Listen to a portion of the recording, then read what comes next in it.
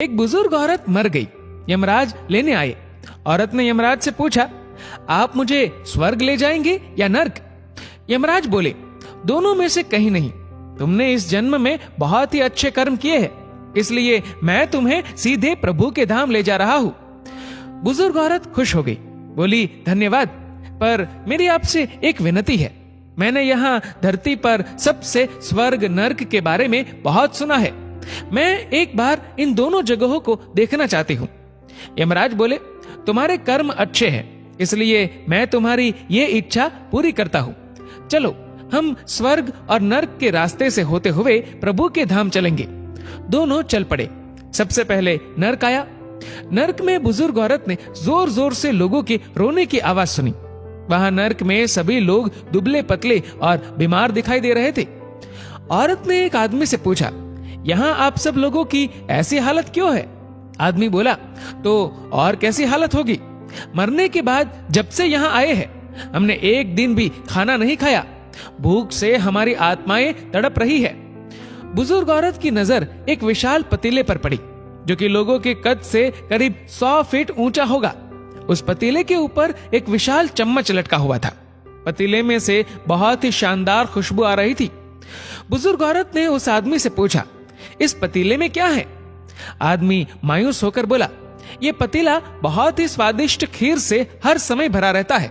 बुजुर्ग औरत ने हैरानी से पूछा, इसमें खीर है तो आप लोग पेट भर के ये खीर खाते क्यों नहीं?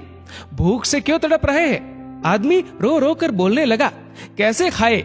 ये पतीला 100 फीट ऊंचा है। हम में से कोई भी उस पतीले तक नहीं पहुंच पाता। बुजुर्ग औरत को उन पर तरस आ गया। सोचने लगी, बेचारे खीर का पतीला होते हुए भी भूख से बेहाल है। शायद ईश्वर ने इन्हें यही दंड दिया होगा। अब यमराज बुजुर्ग औरत से बोले, चलो हमें देर हो रही है। दोनों चल पड़े। कुछ दूर चलने पर स्वर्ग आया। वहां पर बुजुर्ग औरत को सबकी हंसने व खिलखिलाने की आवाजें सुनाई दी। सब लोग बहुत खुश दिखाई दे रहे थे। उनको खुश देखकर बुजुर्ग औरत भी बहुत खुश हो गई। पर वहां स्वर्ग में भी बुजुर्ग औरत की नजर वैसे ही 100 फीट ऊंचे पतीले पर पड़ी जैसा नर्क में था। उसके ऊपर भी वैसा ही चम्मच लटका हुआ था। बुजुर्ग औरत ने वहां लोगों से पूछा, इस पतीले में क्या है? स्वर्ग के लोग बोले कि इसमें बहुत टेस्टी खीर है। बुजुर्ग औरत हैरान हो गई। उनसे बोली, पर यह पतीला तो 100 फीट ऊंचा है। आप लोग तो इस तक पहुंच ही नहीं पाते होंगे। उस हिसाब से तो आप लोगों को खाना मिलता ही नहीं होगा। आप लोग भूख से बेहाल होंगे।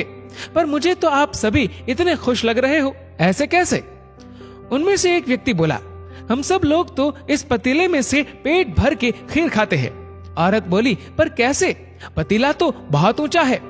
व्यक्ति फिर बोला, तो क्या हो गया? पतीला ऊंचा है तो यहाँ पर कितने सारे पेड़ हैं।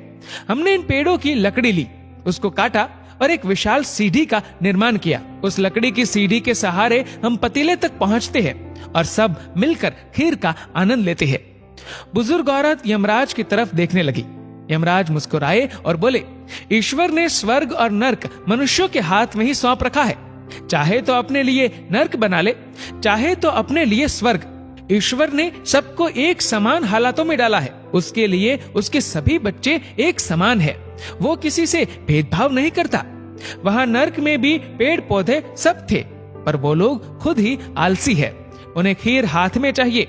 वो कोई कर्म नहीं करना चाहते, कोई मेहनत नहीं करना चाहते, इसलिए भूख से बेहाल है। क्योंकि यही तो ईश्वर की बनाई इस दुनिया का नियम है। जो कर्म करेगा, मेहनत करेगा, उसी को मीठा फल खाने को मिलेगा।